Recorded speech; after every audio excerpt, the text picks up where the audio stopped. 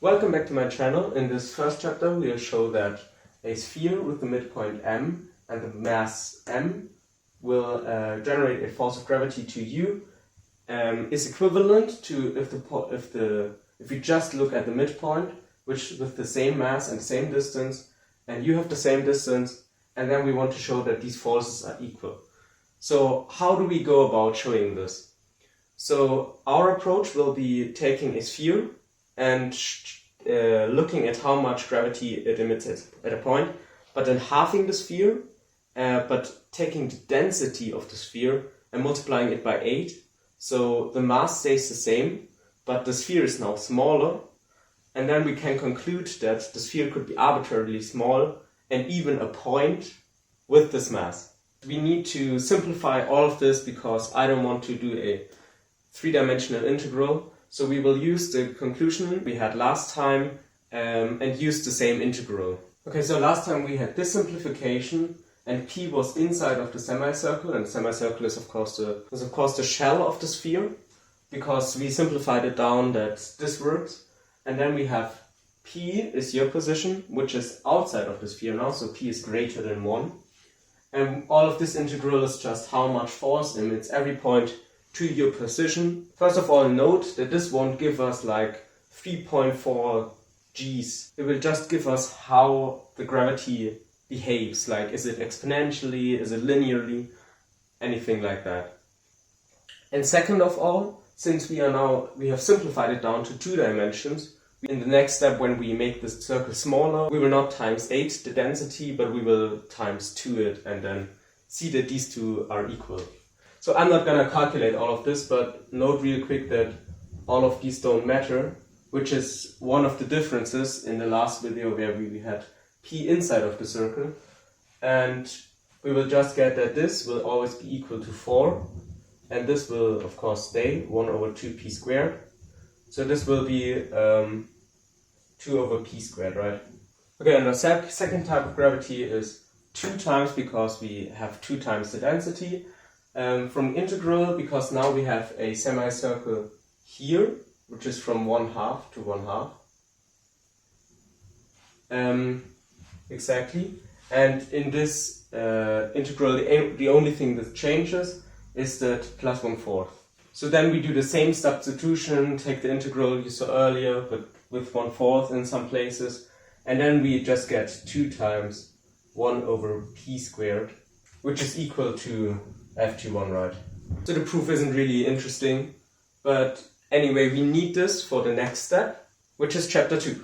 Okay, so chapter 2 is how does gravity behave if we move along this line to the center of the Earth. So first of all, we know that here is 0 gravity, right? In the center of the Earth there is nothing. All of the forces cancel each other out. And on the surface here we just have G, so our normal gravity constant. So we can split this up into 2 parts. First of all, the shell, right? With you standing here. And then the inner part with you standing here. And if we add both of these gravities together, we have the total gravity attracting you. And of course, this is all 3-dimensional still. Okay, so we know that this cancels out. And we know that for this part, we have, well, first of all, here's the radius, which is also the distance from the midpoint to your position. So we use that the volume of the sphere is equal to 4 over 3 times r cubed pi. And of course the volume is equivalent to the mass because everything is homogenically dense. We also have that the force of gravity is equal to big G times m1 times the m2 over d squared.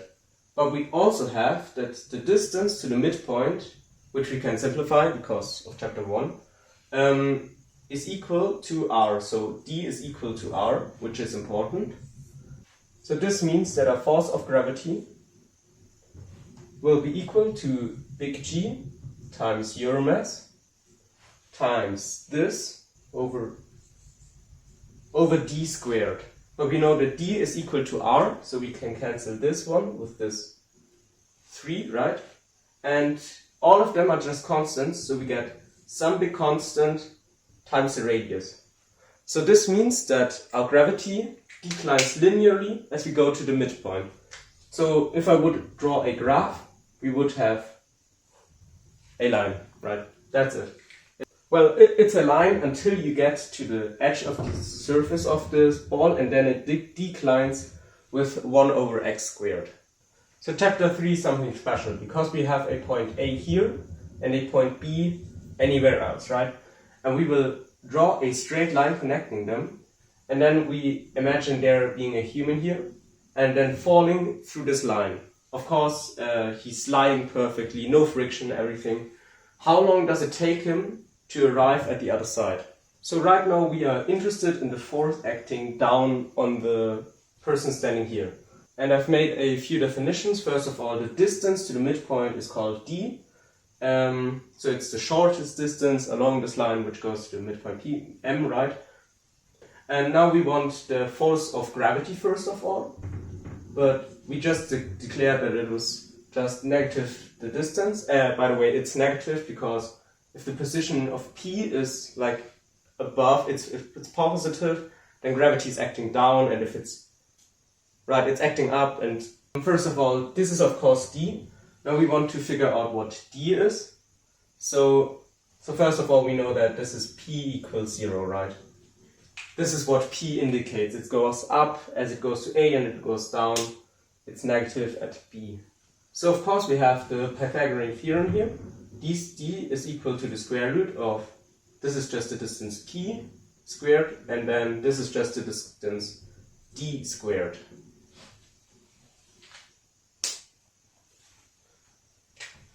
So therefore we can conclude that f of g will be equal to negative the square root of p squared plus d squared, where p is variable and d is just for now constant. So I redrew the thing in smaller scale, maybe it's more clear now. Because we want this part, we want this gravity, this force, and we now know that the resulting force divided by the force of gravity, well, this should be equal to, what's this? This is P, divided by this length, which is what we calculated here, square root of P squared plus D squared. Therefore, we can conclude that f of r is equal to P over square root of P squared plus D squared times, and then we need to multiply by f of g, so we have a minus here, and then square root of P squared plus D squared. But of course these two cancel out, so we have that the resulting force is equal to the negative times the position. And since we're not worried about the metric, it doesn't matter what we write here. And then we can also write that the force is just equal to acceleration at the point P of negative P. The acceleration is just the derivative of velocity, and the velocity is just the derivative of position. So we get that P double prime is equal to negative P. And we didn't make any assumptions about A and B and where they are, so this is what we get. So we get that P double prime plus P is equal to 0. So this is a differential equation, of course, but how do we solve it? And how do we know that these two periods are the same length as any chord? We assume that P is of the form e to the rx, so that we get P prime is equal to r times e to the rx, and P double prime is equal to r squared times e to the rx. So from this it follows that P prime plus P is equal to 0 is somehow of the form r squared times erx plus erx equals 0. And of course we can just multiply e to the rx out. So this is rx plus 1 equals 0. And we of course know that e to the something can never be equal to 0. So therefore we can conclude that r squared plus 1 is equal to 0, which is actually our characteristic polynomial. And now we can get the root, so r is equal to plus minus the imaginary number I. So we therefore get that e that P is equal to e to the I to the plus minus Rix. And this will always be of the form of A sine x plus B cosine x. Right? Since we now have a two-dimensional vector field, we can actually justify our assumption, because we get all of these solutions. A differential equation of second degree can only have a two-dimensional vector field, and we got a two-dimensional vector field.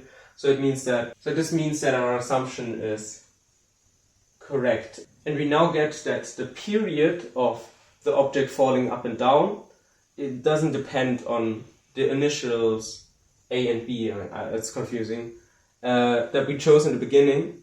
And this is because sine always have the periodicity of 2 pi, and cosine does as well. And it doesn't matter what A and B are here exactly, because we can always get it out.